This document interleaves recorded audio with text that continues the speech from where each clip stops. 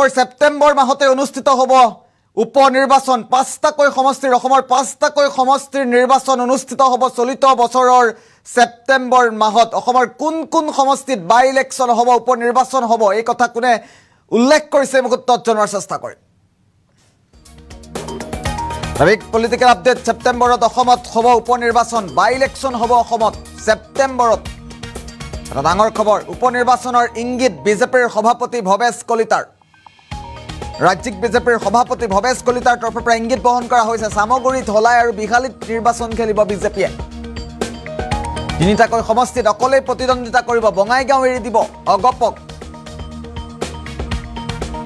এটা অত্যন্ত গুৰুত্বপূৰ্ণ খবৰ, UPPLক চিডলি সমষ্টি এৰি দিব বিজেপিয়ে।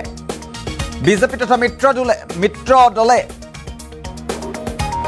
ইলেকশ্যন খেলাৰ কথা, নিৰ্বাচনত প্ৰতিদ্বন্দ্বিতা কৰাৰ কথা উল্লেখ কৰিছে। কংগ্ৰেছে উপ নিৰ্বাচন অকলে খেলাৰ সিদ্ধান্ত গ্ৰহণ কৰিছে। উপ নিৰ্বাচনত কংগ্ৰেছৰে মিত্ৰতা নাথাকে অজাপ আৰু ৰাইজৰ দলৰ।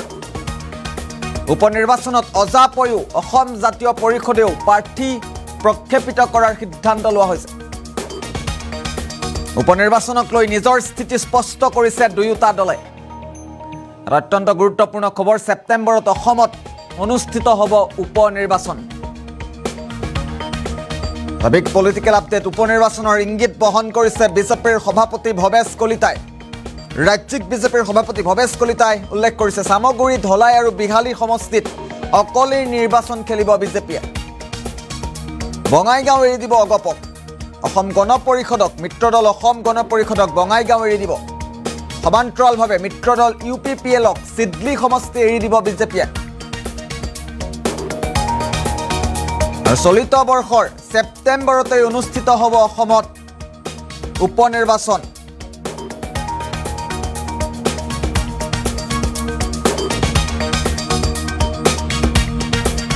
উপ নিৰ্বাচনৰ প্ৰস্তুতি তুংগত উঠিছে এতিয়া। শাসক বিৰোধী সকলোৱে উপ নিৰ্বাচনৰ বাবে প্ৰস্তুতি তুংগত কৰিছে।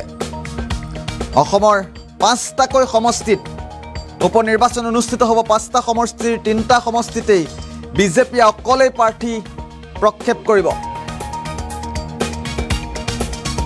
ব্ৰেকিং নিউজ এই মুহূৰ্তত জনোৱাৰ চেষ্টা কৰিছোঁ। কংগ্ৰেছে উপ নিৰ্বাচন অকলেই খেলাৰ সিদ্ধান্ত গ্ৰহণ কৰিছে। উপ নিৰ্বাচনত কংগ্ৰেছৰে মিত্ৰতা নাথাকে অসম জাতীয় পৰিষদ আৰু ৰাইজৰ দলৰ। ছেপ্টেম্বৰত অসমত অনুষ্ঠিত হ'ব উপ নিৰ্বাচন, বাই ইলেকশ্যন অনুষ্ঠিত হ'ব ছেপ্টেম্বৰত। বঙাইগাঁও এৰি দিব অগপক। উপ নিৰ্বাচনৰ ইংগিত বহন কৰিছে বিজেপিৰ সভাপতি ভৱেশ কলিতাই। ভৱেশ কলিতাৰ মন্তব্য আহি পৰিছে এই মুহূৰ্তত। পোনে পোনে মন্তব্য শুনোৱাৰ চেষ্টা কৰিম।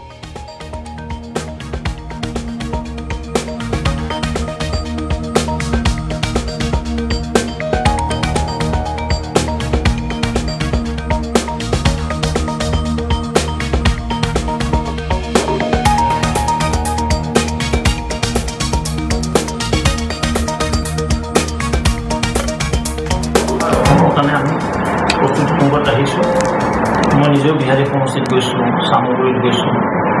অহা সপ্তাহত আমি ধলাই সমষ্টিত যাম। তাৰোপৰি UPPL আৰু অসম গণ পৰিষদৰ যি দুখন আসন আছে, সেই দুখনৰ কাৰণে বিধানসভাৰ কাৰণে ইতিমধ্যে নাৰ্ছিং তাত আৰম্ভ হৈছে। ছেপ্টেম্বৰ মাহত হয়তো অনুষ্ঠিত হ'ব পাৰে এই উপ নিৰ্বাচন। তাৰ কাৰণে আমি ইতিমধ্যে প্ৰতিটো বিধানসভাৰ কাৰণে আমি 3জনকৈ জ্যেষ্ঠ কাৰ্যকৰ্তা জড়িত হৈছোঁ। আমি আমাৰ কাৰ্যক্ৰমবিলাক 15 আগষ্টৰ পিছত আমি অধিক তীব্ৰতৰ কৰিম। চামগুৰিত আপোনালোকে খেলিব, বিজেপি খেলিব, অসমত বঙাইগাঁও খেলিব, UPPL চিডলি খেলিব। দুজন এজন জ্যেষ্ঠ কাৰ্যকৰ্তাৰ অসন্তুষ্টি আছে, থাকিব দিয়কচোন। আমাৰ দল ইমান ডাঙৰ হ'ল, আমি সকলোকে দায়িত্ব দিব নোৱাৰিও কথা। নেক্সট জেনেৰেশ্যনকো সুযোগ দিব লাগিব। ইতিমধ্যে আমাৰ অসমৰ কাৰণে আমি প্ৰস্তুতি তুংগত ৰাখিছোঁ। মই নিজেও বিহাৰী সমষ্টিত গৈছোঁ, চামগুৰিত গৈছোঁ।